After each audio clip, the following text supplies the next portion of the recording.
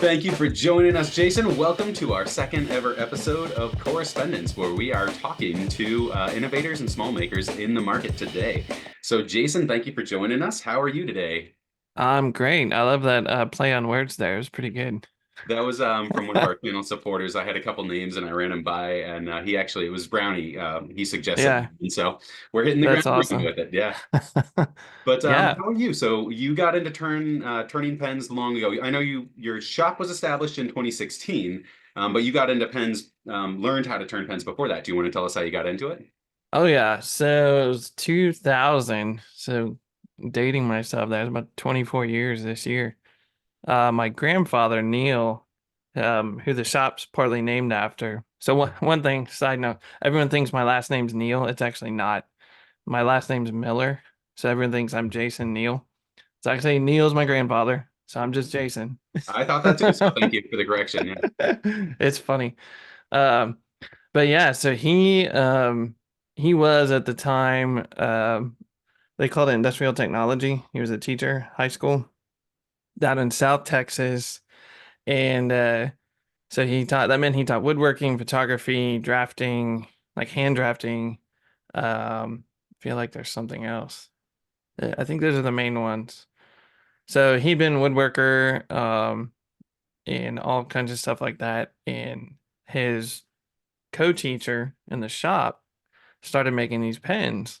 These wooden kit pens is what we call them, which the metal components are prefabricated, and you have certain tolerances you work with little bushings that set up the diameter of the pen. And so he got into that and was like, "Oh, I'm going to teach my grandkids that." So at that time, so I was born and raised in Texas, but at that time, year 2000, we were living in Pennsylvania. My dad had gotten a job up there as a pastor, and so we were up there. So he drove all the way up. And surprised us, he brought all his equipment. And I don't think I have the photo available, but he had his truck.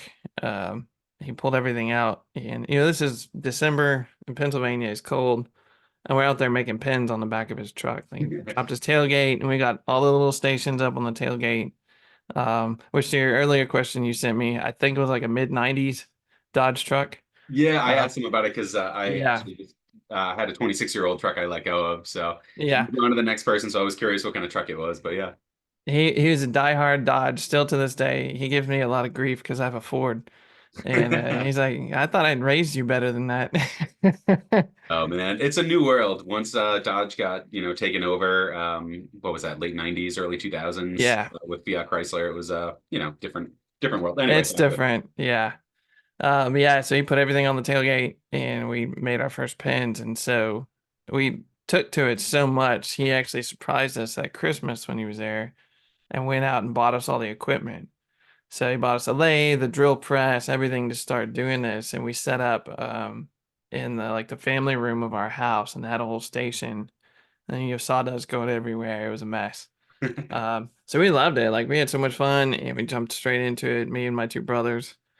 And then over the years, just kept dabbling in it, and then as time goes on, grow up, I went to college as an architect and got out of school into work and I was like, well, I need something creative to do, like a hobby, side thing, whatever. I was like, oh yeah, I've got all that equipment in my parents' house. We hadn't touched it in a few years. So gathered it all together, moved it to our house, cleaned it up. I was just playing around with pens. And then that was like back in the early Instagram days, back when it was really good and you could actually have fun on it. And I was like, I'm just gonna post pictures because I liked photography too. My grandfather taught me photography because he did black and white, develop your own film in a Yeah, I dark actually did that room. in college. Really? Yeah, there was classes on Photoshop or black room, dark room, Yeah. and I took that and I did everything from taking the pictures to developing the film all the way to the final product of it. But so I appreciate that art a lot. Well, it's funny because that's actually how I got into architecture because I was going to school for drafting and in my mind I was like, oh, this must be architecture. And I took black and white photography and the instructor, she was an artist. She said, "Oh, you should get into architecture." And I was like, "Wait, I thought that's what I'm doing." No, no, no, you need to go to this school and this. So long story short, I was like, that also helped me get into where I am today. The Mhm. photography he taught me to do. And so I was like, well, I'm gonna post some pictures on Instagram and just kind of share this journey, whatever I'm doing, just a fun hobby. And lo and behold, people were like, "Oh man, can I buy that?" And I'm like, "Why would you buy it?" Like, and I at that point I had no idea that a pen community existed. Like I just figured this is a fun hobby. Somebody thought it was clever to make pens, you know, okay, whatever. And no, you peel back the layers, you're like, oh my gosh, there's this whole like subculture and layers of like, pen addicts basically Yeah, I'm that just collect learning this too. stuff. Oh, it's crazy. I had no idea. And this was even before fountain pens. Like I didn't even know fountain pens were still a thing. Mhm. You're just doing ballpoints and roller balls. That's all we were doing. Yeah. So got into it, and can't remember who the first person was um who asked me, is like, oh, do you do fountain pens? I'm like, what? Like, isn't that from like the 1900s, 1800s or something? Like, do people still do that? I'm like, no, there's no way. Well, now they had kits for fountain pens. So, okay, well, let me try that. Got into it. And I think one of my first customers was like in Hong Kong. And I was like, whoa, this is Wow. weird. And just jumped into that. And I did that. It was kind of around that time that I was like, okay, I need to set this up, as actual business because like I'm gonna start selling these things. And that's whenever, in 2016, um, I started, I guess treating it like, okay, it's a shop. It's not just my hobby I go do. It's like, oh no, this is an actual business on the side from what I was doing day job wise. And so yeah, I got into that and then started seeing stuff on Instagram from people like Sean Newton, Jonathan Brooks, Carolina Pen Company, um, Renee with Scriptorium. I'm like, what are these other pens people are making? These cool materials. I'm like, wow, this is cool. And just really started following along and just starting to take interest in that because there's so much more freedom. The kit pens, if nobody's ever worked with them, you're stuck more or less to the confines of what that kit is. You've Mhm. got certain diameters you have to work with, and you can't really deviate much. I did some stuff within there with because it was all wood based. I didn't use any acrylics or anything at that point. It was all wood based, and I would do some different inlays and complicated geometry. I did a herringbone pen, with little pieces of wood. It's really interesting. But the wood's pretty finicky, and the kit pens, like I said, you're stuck. Like you've got in diameter, middle diameter, and it's got a function. And you got to put it together. Sometimes your tolerance is off, or the parts don't fit right, and then you got to get a new one, and it's just kind of You want ridiculous. freedom to like play around Yeah, and make yeah. your own You get to hero. that point where like, okay, I've done the 14th, you know, whatever. I don't even remember the names anymore. The 14th cigar pen. Like, Mhm. what now? And it gets kind of boring Yeah. for me anyway. So yeah, I saw all this stuff and trying to understand, switching, that mindset of woodworking to more or less machining. Like there's a whole different terminology, different techniques than just I want to turn some wood. You got to think about threading, drilling, diameter, like all this crazy stuff. Taps and dies. I didn't even know how you use those. And Wow. stumbled upon Bob Blandford on YouTube. He's a pretty prolific woodworker, does all kinds of different stuff. He got introduced to, either you can call it component pins or kitless pins, or three-piece pins we'll call them because you've got the cap, body, and the section. But basically, you're creating the components that you'd be buying to build your pin. So everything's from scratch. And so I think I watched his video a dozen times because he showed, here's all the tools I got, here's how you do it, trying to understand tolerances and even how do you turn something to thread it and do all that stuff. Um, and it was funny because I started to understand enough. I was like, I think I can do this. So I asked my wife, I was like, hey, here's this other side of it I want to get into. I think initially it was like $700 to get all the tools to do that. And she just looked at me like, you're crazy. Like, really? You're gonna spend $700 and like, okay, I don't think it's gonna go anywhere. And she doesn't think that now, but at the time it was like, yeah, I'm gonna invest $700 in this thing that was a hobby, and now I'm trying to do this whole thing I've never done before. And kind of after that, I made, my first few, goofball pens that you're like trying to figure out how this works go together. And I learned very quickly I hate acrylic. I just don't. It's a very dense, unforgiving, and at least in my experience, material. I was like, man, like what else is there? And that's when I stumbled on the resin. And Mhm. so at that time, I don't actually think during that time Brooks had any blanks available. He had been sold out for quite a while, and so there's a couple other makers, James at the Pensmiths, that I bought from, and some other stuff online, and really loved the resin because it turns really smooth. It's easy to finish and polish. I was like, okay, I can do this. One of the things I love about like our industry is you guys are like it's different components, right? So you've got the makers like yourself, Yeah. and then you've got other people who are just making blanks for the makers, Yep. and it's like Yeah. this whole like mini ecosystem going on. And you guys are all very supportive of one another. No Yeah. one's ever like, only look at my stuff, don't look at theirs. Everyone's like, I like this person, I like this person. You check out blanks from that person. So I love how like you said, it's a community, you know?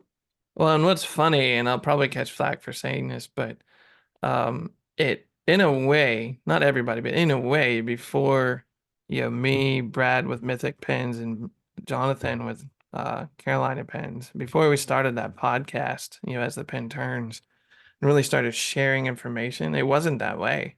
Like everyone was kind of like, hey, this is my technique or this or that. And it's like, there's only so, we say it a lot, there's only so many ways you can turn a round object. Like Mhm. it just is, you know?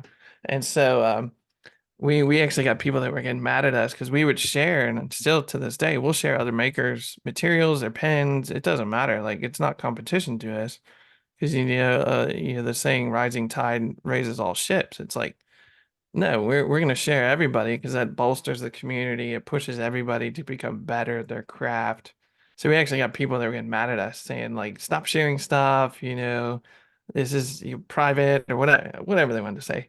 I was like, well, okay, if that's how you want to operate, we're gonna go a different path. And so you're seeing it grow quite a bit. Um, just sharing all the information and how do you do this? How do you do that? So it's been really good. And but yeah, the once I got into the resin, I mean, it was off to the races. And then fast forward, I'd actually forgotten. So this month is 8 years that I've been running the shop as a business. Congrats. Thank you. And thank your wife And for letting yeah. you continue with it, man. We appreciate it. Oh yeah, no, she loves it now. And we just recently had a baby, so she's like 7 months now, and it's Oh really well. changed the dynamic of how I work in the shop and when I Yeah. get out there and stuff. But Is this she's your been really first first child? one. Okay, First I one. have two girls Yeah. forming, so I feel you, man. I feel you.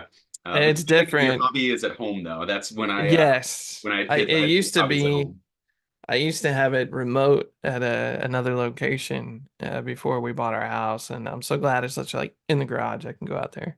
Hmm. Um, but yeah, so been a lot of shifts and stuff over the years, but really, over 8 years, it's crazy to think it's been 8 years just to see the change and even how I approach the craft and what I do in my work. Um, yeah, so it's kind of one little rabbit hole that led to different rabbit holes, and then ultimately it led to me casting my own blanks, and just really getting into that whole thing. Yeah. So most of, probably if you go over the last, gosh, it's probably been a year now. I'll have to look. It's probably been a year since I started casting. I'd totally forgotten that too. So pretty much anything you see on my page now, website or Instagram, is all in-house. Um, so that's been a whole different thing that, now you're truly casting everything. Trying to find when I posted all that. You're truly casting everything, creating those pieces in-house, which is pretty cool. Oh wow, and it's been 2 years. Holy moly.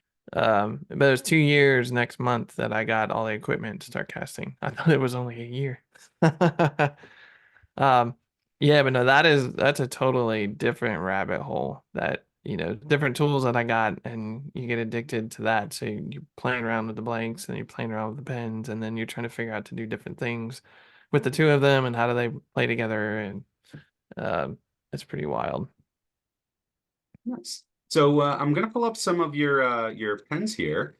Do you Hmm. want to tell us a little bit about your Tucker model or your new model too? What is it, the Tucker 48, right?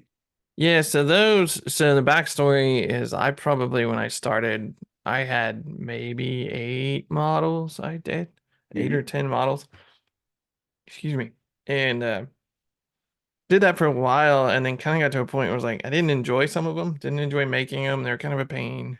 Um, and so I guess maybe in the last 3 years, probably decided, no, I'm just gonna focus on the Tucker, which I named after my grandfather, Neil Tucker.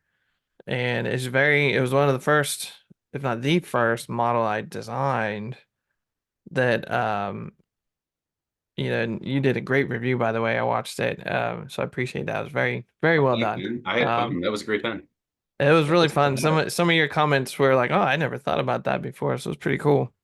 I still have it Um, on loan here from oh, channels nice. look at. So okay, so I am like a fidgeter, and you probably saw in that review. So like everything I have, like my wallet, I'm always like Yeah. Oh, yeah. spinning it around. And your pen was like I could do that with your pen more so than other fountain pens. Are you a fidgeter? Do you fidget with things? Do you like hold your hand like pen in your hand and like like fidget with it at all, or was that just happenstance in the design?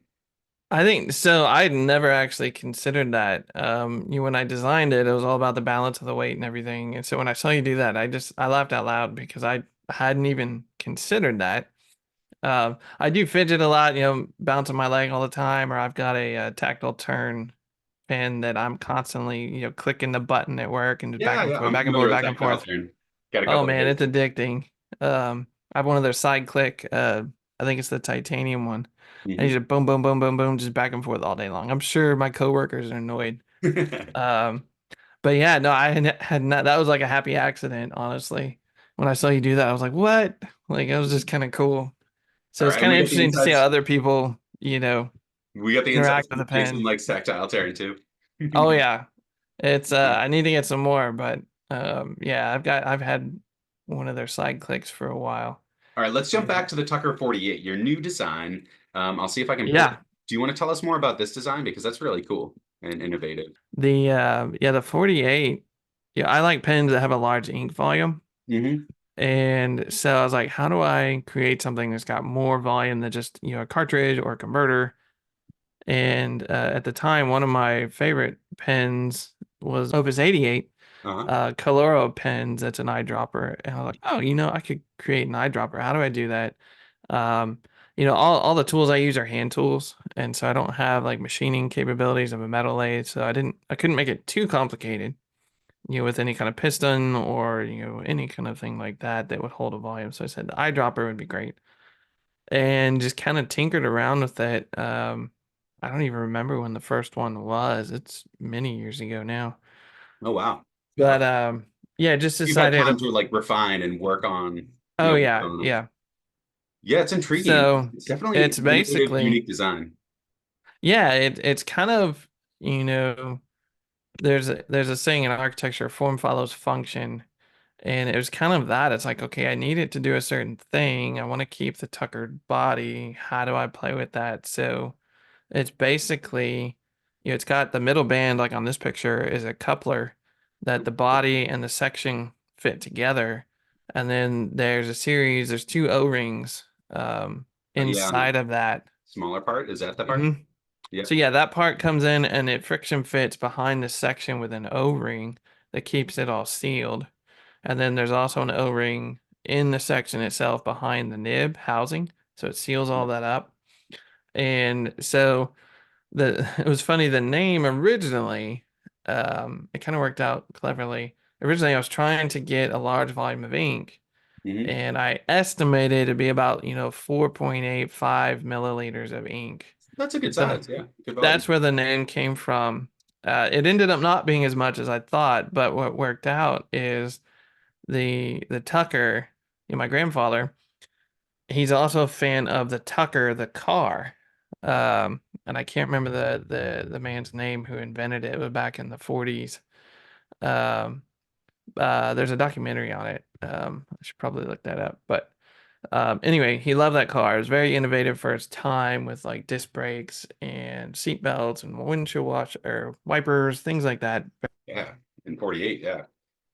Um, so it Oh, ended up the name of that car was the Tucker 48 because it came out in 1948.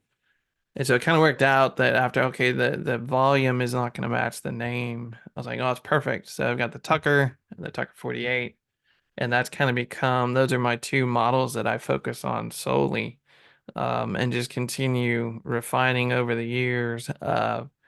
The fit and finish and details of it. There's been variations over the years that I've tried, and right now I've gone back to kind of the original look. Um, with the two flat tops on the finials and the tapered body. I do when I started out, there were smaller pins. Not to get too technical, but they were about 13 millimeter threads, so it was a little bit smaller. Um, then I jumped up to 14s, and now most of what I do, except for custom requests, is a 15 millimeter. Hmm. So it's a little bit girthier. It has a better feel, I think, in the hand. You got a big hand, so that's the other thing is a lot of what the Tucker is designed around was my hands and my use, and luckily has worked out for most people. Yeah, I was gonna Um, say it works out well for me. I really like the feel in hand. So is the one that I have is the Mukame Gane one, is that one the larger diameter that you're talking about? so that one is actually a smaller one. That's probably 13 or 14. And I that's don't if people can't remember. see, I'm talking about this one here that was on the review. So It might be a 14. Actually, it's probably a 14 millimeter, if I had to guess, because I haven't done 13s in a long time, mostly because the tolerances weren't there for me. Because, cool. I was gonna as say the if I threads get get bigger, as the threads gets bigger or smaller, all your tolerances have to change to keep the shape of the pin. that makes sense. And Yeah. so 14 was ideal. And then when I got into the 15s, I was like, oh, this is perfect. So, I was gonna yeah. say I like the girthier pens, so Hmm. I would definitely, try and endeavor to get myself one that's on the girthier side too. Oh, So yeah. nice. Now, So, do you yeah. tell us more about some of the stories behind the resins you were just telling me before we started Oh, yeah. talking about the Nordic Night and then the Aurora Borealis that you've got recently? Yeah. So, all of my resins, except for maybe a few, I don't really just throw colors together and like, oh, let's see what happens. I've done a few that are all monochromatic where I'll mix different variants of translucency and gradients of the color and see what happens. But everything I do is inspired by something, either usually nature. It could just be something I see and I'm like, oh, that'd be a cool material, and I adapt it to work with the resin. I did one recently for an author who just released a new book, and she wanted the cover. She wanted to match the cover of her book in a pen. And so I took the cover, the two different versions of it, and mixed the resins together to create the theme in that pen. Shanghai Immortal is the Nice. name of the book. Um, it's a story. I think it was in like the 40s. It's a fictional kind of fantasy story about immortal people and then the immortal side coming out at night, and the gods and goddesses kind of thing. Is pretty cool. So the covers are very, very ornate and decorative, and it was pretty fun to try and emulate that. So I've got that one on the bench, working on it, getting it finished. But yeah, like the one you're interested in, the green, the Aurora Borealis. That was just coming across some random photos of the Northern Lights in Iceland, I guess, and saying, "Oh, that'd be really cool." And then how do you mix the colors and the translucency to get that shimmering kind of feel? Same thing with Nordic Night, which was another photo, but it had a volcano kind of erupting with the lava and everything. So you had the orange and the greens, and so I did a play off of that. So I think I've done, gosh, at this point, I don't know, 120, 130 different recipes, which Wow. for me is a lot. Yeah. You talk to Well, someone like Brooks or somebody, and he's like, "Oh, that's so cute," 100 recipes, and he's got so many more. But he's been doing it for a lot longer. Um, but yeah, so it's just kind of it evolves here and there where I get an idea, I'll go cast, and sometimes I just recast. That's the hardest part for me is recasting a material to try and get it exactly what I had before. mhm. Makes sense. Because everything's different every time. Yeah. So, You but just it's got into fun. anodization of like titanium Oh and yeah. metals. So I can Yeah. start playing around with that. And it's true, like Yeah. everything is different every time. Do you want to share some of the best ways to reach you if anyone out there is looking, and they Oh say, yeah. these are awesome pens. I want to contact Jason Miller, not Jason Neil. Yeah. What's the best I'll way I'll to? answer to either one. I don't mind. Yeah, so pretty much Instagram or email. And you can also contact through my website, but everything is Jason Neil Penworks. So Jason Neil Penworks on Instagram and then .com for website, and then Jason Neil Penworks at Gmail is kind of where I can be contacted. Everything So put um all those links down below. So yeah. if you're looking, you don't have to go searching. You can just scroll down and find the link in the comments. And then we'll also, if it's cool with you, I'll put a link to the podcast as well. Oh yeah, the As the Pen Turns, if you're into nerdy behind the scenes pen technical talk and random conversations, that's I think gosh, I haven't been on in a while just with all the life changes. But Brad with Mythic Pens and Jonathan Brooks with Carolina Pen Company, they've been carrying it on. I think we're almost up to 60 episodes, I think. Awesome. And it's everything you could never want to know about pen making, and we've actually converted several people into making pens just from hearing that, because it's a no holds barred conversation on everything pen making, and that's really great. I think we've been going on that for maybe 4 years, 5 years. It's been going. Well, that's very So cool. Jason, I want to thank you so much for taking the time out of your day to talk with yeah, us and to kind of share absolutely. some of your insights. And we want to thank you officially for being our second guest star here on Yeah. Correspondence. And we will put all your links down below. And we want to just thank you so much for everything you do, for all of your innovation, your creativity, taking something, from a picture, making a resin, and then, developing a pen that someone can hold Yeah. and use and appreciate. It's amazing art, and we appreciate having you here. Thank you. Absolutely, my pleasure. Thanks.